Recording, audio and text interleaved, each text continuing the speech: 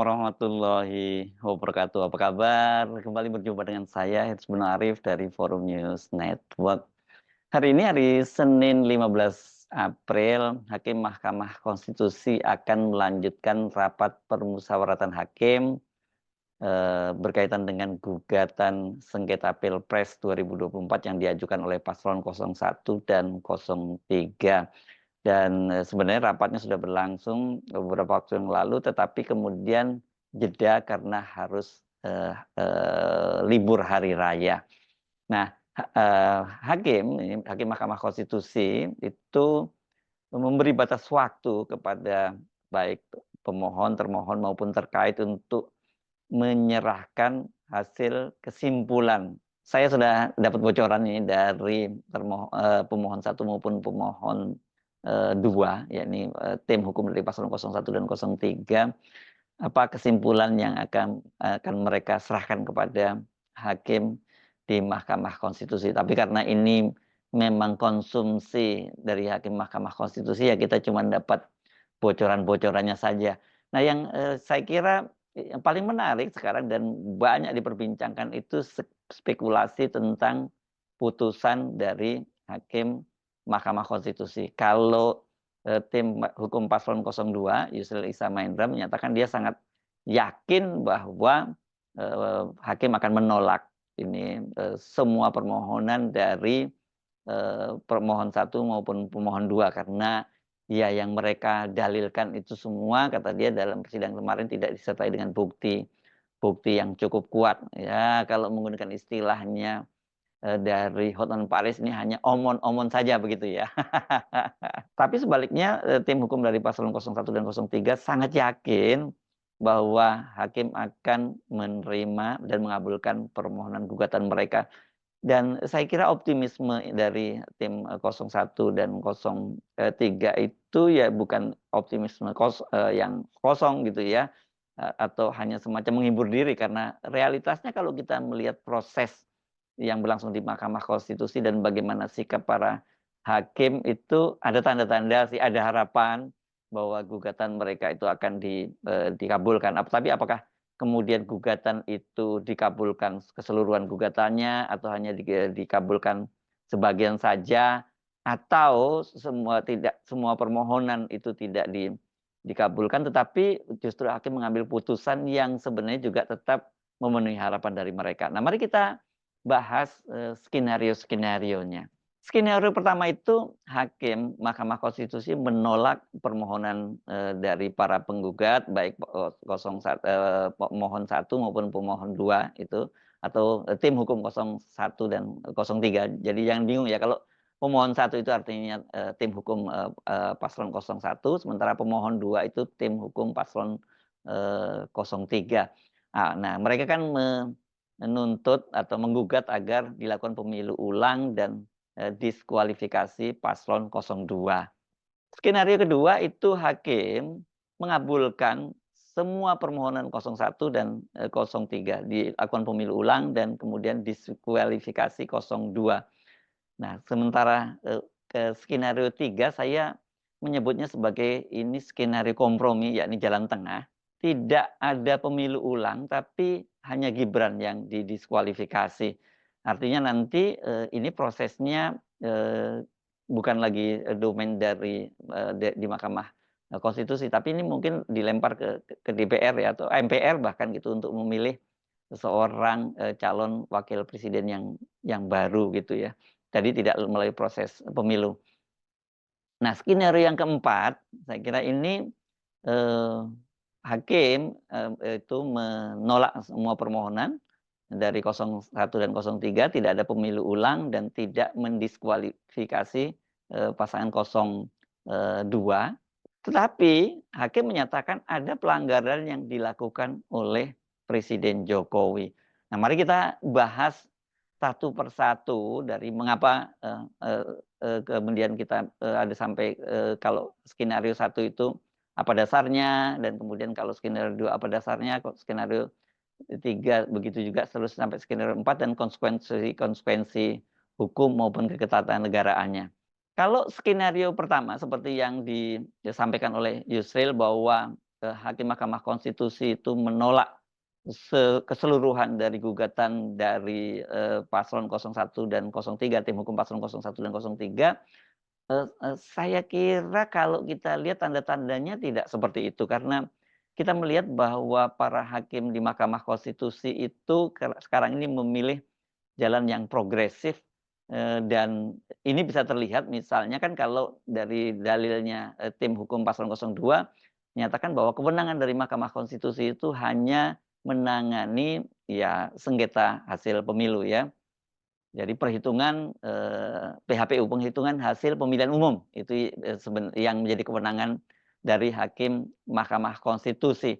Tetapi kan seperti kita saksikan kemarin itu hakim itu memilih dia tetap mendengarkan soal dalil-dalil yang diajukan oleh 01 dan 03 berkaitan dengan kecurangan Sirekap, dan juga yang paling penting ini saya kira adalah mereka juga itu mengizinkan atau bahkan mendengarkan sampai memfasilitasi 01 dan 03 berkaitan dengan dugaan kecurangan yang dilakukan oleh Presiden. Mengapa saya sebut memfasilitasi? Karena akhirnya kan hakim di Mahkamah Konstitusi itu menghadirkan 4 orang menteri yang itu erat kaitannya dengan soal bansos. Nah, soal bansos ini yang jadi kelihatannya jadi pusat perhatian dari hakim Mahkamah Konstitusi juga. Nah, kalau berkaitan dengan Sirekap, kita misalnya menyimak kan Hakim Saldi Isra pada waktu yang dia memimpin sidang menegur pengacara 02 Hotman Paris ketika dia menyatakan bahwa nggak ada gunanya memperdebatkan kecurangan Sirekap yang menghabiskan waktu yang dia sebut sebagai kuliah IT di Mahkamah Konstitusi, karena kata dia kan yang menjadi dasar penghitungan suara itu adalah penghitungan manual dan berjenjang. Jadi ini Hotman Paris tetap menganggap bahwa sengketa yang berlangsung di Mahkamah Konstitusi itu ya berkaitan dengan soal perolehan suara saja, tidak ada soal-soal yang lainnya. Pertanyaan saya, saudara saksi, kalau ternyata yang dipakai dalam SK pengumuman final perhitungan suara adalah manual dan perhitungan berjenjang, bukan hasil dari Sirekap, masih perlu nggak Bapak kuliah di sini? Masih perlu nggak kita bahas tentang Sirekap? Ya, masih perlu nggak Bapak? Masih perlu nggak saksi menjawab pertanyaan dari Pak Repli dan Bambang yang selalu ngeyel tentang Sirekap ini? Pak Hotman, tadi saya sudah tegaskan, ini didalilkan kami Mahkamah berkepentingan mendapatkan penjelasan soal ini. Jadi, tapi saya bertanya, jangan dianggap kehadiran orang itu tidak penting. Kami menganggap penting. Oke. Jadi begitu, jangan persoalkan kehadirannya lagi. Oke. Pertanyaannya apa sekarang? Pertanyaannya, apakah saksi setuju karena yang diumumkan itu adalah perhitungan manual dan berjenjang, bukan hasil dari Sirekap, maka kelemahan dari Sirekap nggak perlu lagi dibicarakan. Terima kasih. Oke, berikut terkait. Saya lanjutkan. Ya udah. Jadi kita jangan mengabaikan ya, menganggap ini tidak ada pentingnya. Itu keliru juga. Kalau nggak usah datang saja ke sini. Sama yang silakan. Majelis, yang mulia. majelis Cukup. Maksud saya, cukup Pak Bambang. pernyataan ngeyel itu juga nggak pantas diucapkan. Sudah saya sampaikan tadi, silakan. Hotman. Selain itu yang seperti saya sebut juga, hakim itu menghadirkan para menteri untuk membuktikan dalil dari pemohon 01 dan 03 ada campur tangan presiden, ya. Bahkan menarik kan pada waktu ini soal terutama berkaitan dengan bansos itu, karena ada seorang ahli ekonometri dari Universitas Indonesia yang dihadirkan dan dia bisa menunjukkan melalui model-model yang dia buat itu bahwa tanpa campur tangan dari Presiden Jokowi dan juga bantuan dan digelontorkannya bansos, maka suara yang diperoleh oleh Prabowo itu hanya 42,38%. Saya mencoba untuk meletakkan dulu pada kerangka garis besarnya kenapa kita memanggil untuk didengar keterangannya 2 Menko dan 2 Menteri. Jadi begini, ada dalil dari pemohon. Kedua pemohon itu yang menyebabkan Mahkamah memerlukan penjelasan dari Bapak Menko dan Ibu Menteri Keuangan. Begini juga, untuk pendidikan, karena sidang Mahkamah Konstitusi itu mendapat perhatian publik yang sangat luar biasa. Tidak saja di nasional, tapi juga internasional. Saya pada waktu terakhir ditugaskan Mahkamah Konstitusi ke Venice, itu ada pertemuan Biro MK sedunia. Saya hadir di sana. Para ketua asosiasi MK yang hadir di situ dari seluruh dunia, benua-benua itu mewakili benua-benua, menanyakan kepada saya mengenai Pilpres dan Pileg di Indonesia. Jadi ini mendapat perhatian yang sangat luas, sehingga ada pendidikan sosial, ada pendidikan politik yang harus kita lakukan dalam persidangan ini.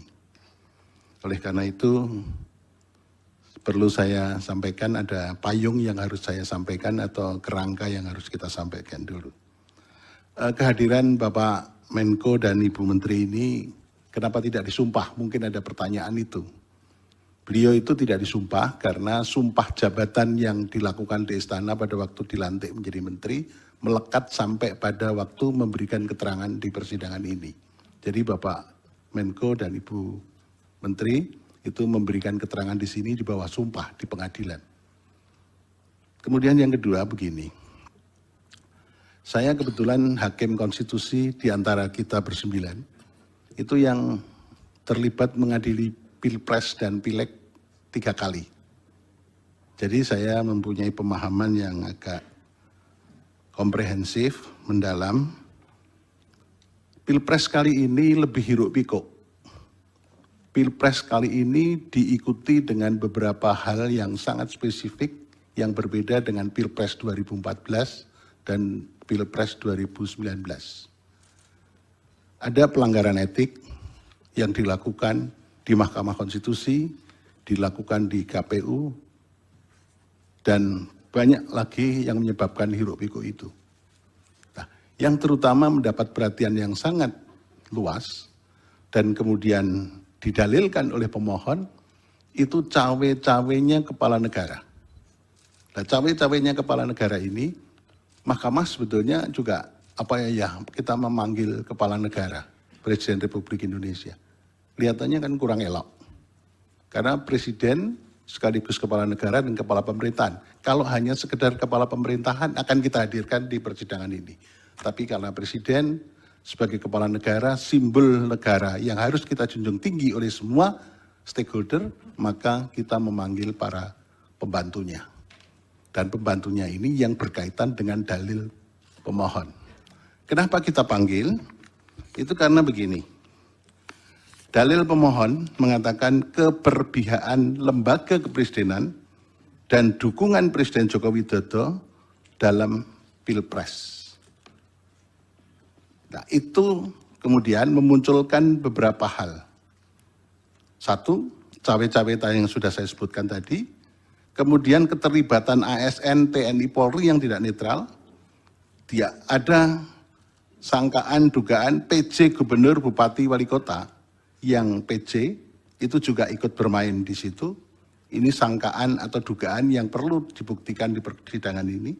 Kemudian ada peran serta lurah kepala desa juga yang ikut cawe-cawe, ikut menggalang massa, dan kemudian bansos yang dianggap mempunyai korelasi dengan elektoral. Tapi ternyata dari berbagai diskusi, bansos itu elektoral lebih berkaitan dalam persidangan ini muncul, lebih berkaitan dengan elektoral pada Pileg legislatif. Nah ini mungkin Pak Erlangga nanti bisa Jadi yang partai yang naik pesat suaranya adalah Golkar. Nah ini yang mungkin nanti bisa direspon. Ya. Dari situ kita begini. Yang pertama perlu saya sampaikan. Kita itu untuk menjadi pelajaran kita bersama, saya tidak menggurui Bapak Menko, Ibu Menteri Keuangan dan semua pihak, saya tidak punya pretensi menggurui. Saya akan mengatakan begini. Teori yang saya kembangkan, negara Indonesia itu adalah negara yang religious welfare state. Sementara orang Indonesia baru mengatakan Indonesia negara welfare state. Tapi kalau saya mengatakan Indonesia adalah negara religious welfare state, artinya kesejahteraan tidak hanya yang lahir maupun yang lahir, tapi mau batin juga. Tapi sementara dalam teori yang berkembang hanya disebut welfare state. Tapi kalau saya mengatakan karena ideologi Pancasila, sila pertama, maka Indonesia adalah negara religious welfare state. Kemudian kita harus membangun peradaban, hukum yang negara hukum yang demokratis dan berketuhanan. Dari sini maka Bapak Ibu sekalian, kita ingat sekali pesan dari The Founding Fathers. Yang penting pada kesempatan ini perlu saya sampaikan adalah semangat penyelenggara negara. Semangat penyelenggara dan semua stakeholder harus mempunyai etiket yang baik dalam mengelola negara. Etiket baik itu berdasarkan etik, moral, hukum, dan nilai-nilai sosial budaya yang berkembang di Indonesia. Itu semua diorientasikan pada kepentingan kesejahteraan rakyat. Ini yang harus menjadi pedoman kita. Oleh karena itu Bapak Ibu sekalian, para Bapak Menko, di kita dalam berhukum tidak sekedar rule of law, tapi rule of ethic. Nah, dalam kesempatan ini maka ada beberapa hal yang praksis yang perlu saya pertanyakan kepada Bapak Menko dan Ibu Menteri Keuangan. Yang pertama, dalil-dalil permohonan itu menyangkut yang saya sebutkan bansos tadi. Untuk yang lain-lain sudah kita bahas, tapi ini perlu kita bahas mengenai bansos. Yang pertama, kita mengenal lembaga. Ada Menteri Sosial, kemudian ada kaitannya dengan Kepala Badan Pangan Nasional, kemudian ada Kepala Bulog. Pada saat-saat kritis, saya baca di mass media, Kepala Bulog Budi Waseso diganti, ada faktor apa ini yang melatar belakangi? Saya mau tanya. Jadi di situ Kepala Badan Pangan Nasional Pak Arief Prasetyo Adi, kemudian ada pergantian Kepala Bulog dan kaitannya dengan Kementerian Sosial. Itu apa yang ada di balik itu? Kita pengen mengerti karena ini termasuk bisa disebut juga dengan masalah yang tadi cawe-cawe. Kemudian di Ibu Menteri Sosial. Presiden pada waktu bagi-bagi bantuan sosial di depan istana. Presiden pada waktu keliling kemarin dipertanyakan oleh teman-teman dari pemohon 2. Presiden keliling ke berbagai daerah, melakukan kunjungan-kunjungan daerah pas kebetulan itu di waktu kampanye.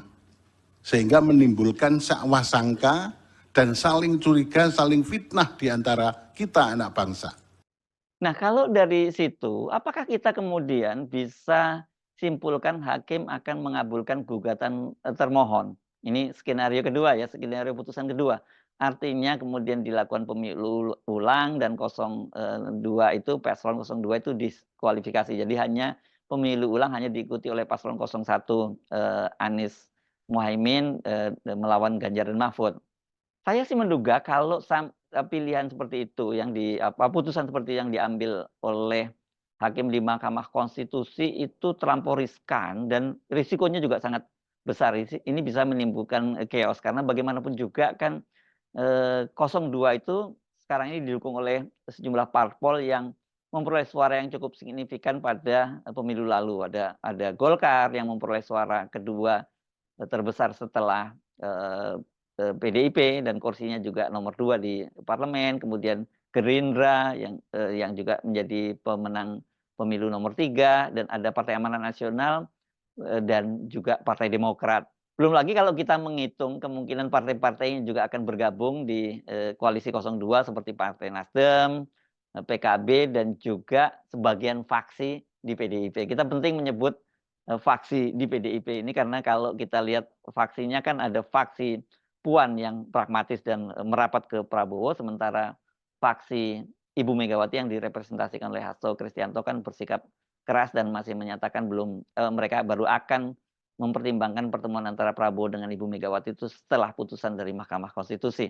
Pertimbangan lain yang saya sodorkan dan mengapa saya menyimpulkan rasanya nggak mungkin kalau sepenuhnya kemudian gugatan itu diterima di pemilu ulang dan diskualifikasi, itu kan bagaimanapun juga Presiden Jokowi itu sekarang masih jadi presiden, masih berkuasa, dan dia masih berkuasa sampai tanggal 20 Oktober 2024. Jadi dia masih bisa menggerakkan sumber daya kekuasaan yang ada di bawah kendali dia. Jadi kalau kemudian ini sampai diputuskan pemilu ulang dan kemudian paslon 02 itu didiskualifikasi, ini Jokowi dan parpol-parpol yang punya kepentingan sama itu bisa bersatu, dan saya kira ini secara politis ini bukan risiko yang dikalkulasi bisa dihadapi oleh hakim dari Mahkamah Konstitusi.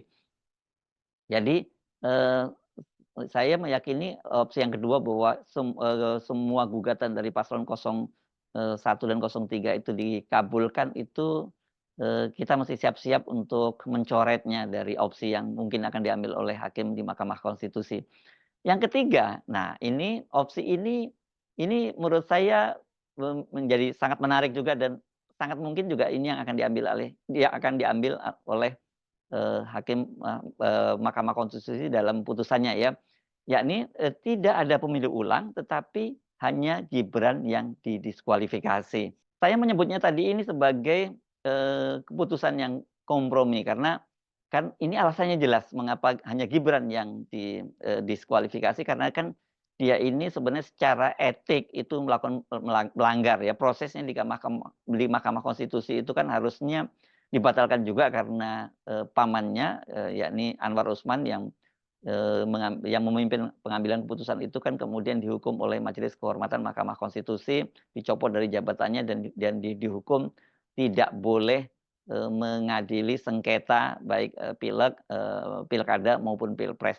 Jadi bagaimana mungkin sebuah putusan yang diambil dengan pelanggaran etik tetapi kemudian hasil putusannya itu sendiri itu sah ya. Kalau barang prosesnya haram ya tentu saja barang yang dihasilkannya harusnya haram gitu ya.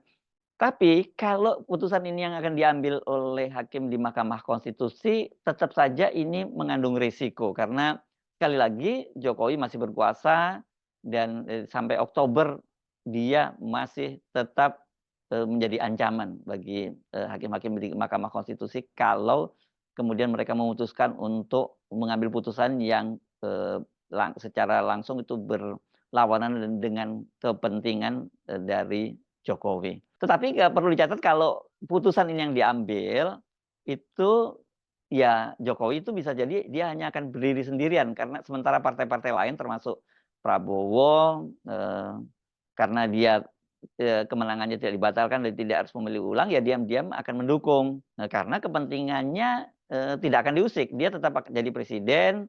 Kemudian kepentingan parpol-parpol lain di koalisi 02 juga tidak terusik karena mereka akan tetap dapat jatah menteri. Dan malah mereka ini bisa untung, baik Prabowo maupun partai-partai lain itu terbebas dari cawe-cawenya Jokowi. Jadi mereka deal-nya langsung jelas, langsung dengan Prabowo, tidak lagi dengan Jokowi lagi. Cuma masalahnya apakah skenario ini yang akan diambil? Saya kira juga tetap tidak mudah. Kalau putusan ini yang diambil, tampaknya kubu paslon 01 dan 03 tidak akan menerima begitu ya. Tidak akan menerima begitu saja. Begitu juga dengan civil society dan juga kelompok-kelompok oposisi. Meskipun sebenarnya mereka mungkin bisa diyakinkan bahwa toh yang jadi Anda kan yang di persoalan Anda semua itu Pak Jokowi dan Gibran. Nah sekarang Gibran sudah disingkirkan. Nah nanti tinggal bagaimana kalkulasi politiknya, deal politiknya seperti apa dengan tim 01 dan 03. Tetapi relatif ini bisa diambil sebagai putusan kompromi, tetapi sekali lagi tidak mudah, terutama berkaitan dengan kepentingan Jokowi yang tidak terakomodir di situ. Nah ini skenario yang keempat, ini saya kira ini skenario yang saya sebut skenario paling aman ya. Dan kemudian bersama dengan itu para hakim Mahkamah Konstitusi juga bisa menyelamatkan integritasnya kan.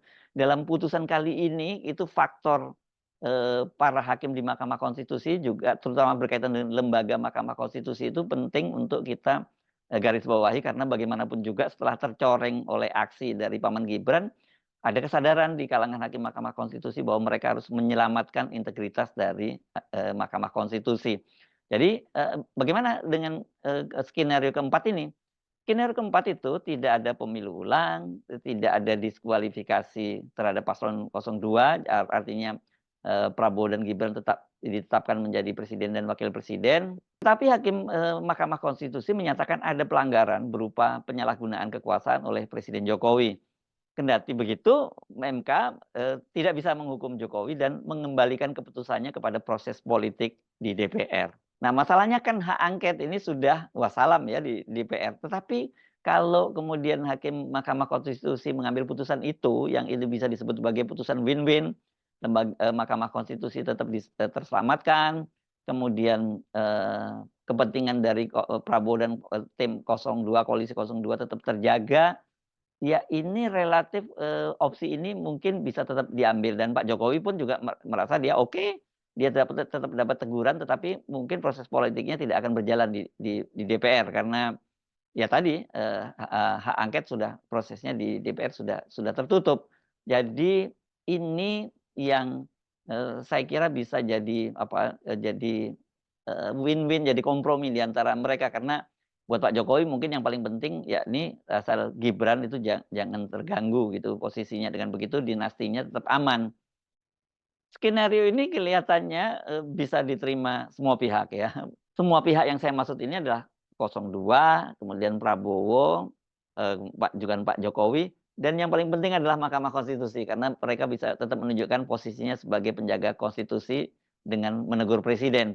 Tapi urusannya beda ini bagi 01 dan 03 dan juga buat bersama rakyat yang menuntut keadilan. Jadi kendati ini kompromi, maka hanya kompromi elitis antara penguasa dan mereka yang ingin masuk dalam kekuasaan, tapi tidak bagi oposisi dan rakyat. Skenario semacam ini saya membayangkan memang mirip-mirip dengan skenario yang diputuskan oleh Majelis Kehormatan Mahkamah Konstitusi yang dipimpin oleh Jimli Asidiki pada waktu itu mengambil putusan sangat keras dengan mencopot Paman Usman dari jabatannya sebagai Ketua Mahkamah Konstitusi dan melarangnya mengadili sengketa yang masuk ke Mahkamah Konstitusi, tapi pencawapresan Gibran itu tidak dibatalkan. Ya, itu memang tidak bisa, namanya juga negosiasi, jadi tidak mungkin kita bisa dapat semuanya ya. Tapi kalau dalam kaidah fikih katanya kalau tidak dapat semuanya, tidak dapat semuanya juga jangan dibuang semuanya. Tapi apakah bisa seperti itu? Saya kira terpulang kembali kepada tim 01, tim 01 dan 03 dan juga rakyat yang sekarang ini masih terus melakukan oposisi terhadap Jokowi. Saya Yusuf Munarif dari Forum News Network. Sampai jumpa lagi. Wassalamualaikum warahmatullahi wabarakatuh.